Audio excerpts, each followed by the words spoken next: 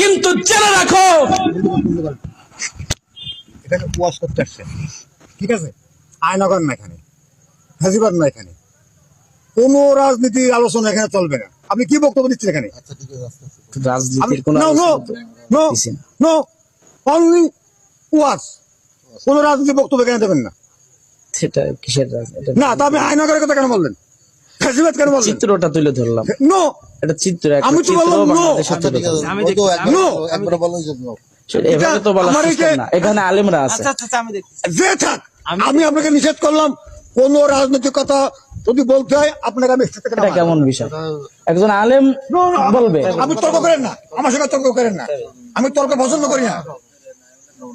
আর খতিব সাহেব, আমি ওরকম বক্তব্য শুনলে ওনাকে স্টেজ থেকে আপনি নামায় আনবেন। আচ্ছা আচ্ছা আচ্ছা, বাদ দেন। একজন আলেমের সম্মান আছে। না, তারপরে আমি আমি বলতেছি দেখতেছি, আমার ওয়াজে আমি কোনো রাজনৈতিক দেখতেছি, বক্তব্য চলবে না। আমি দেখতেছি বললাম তো। দরকার ওনার রব করতে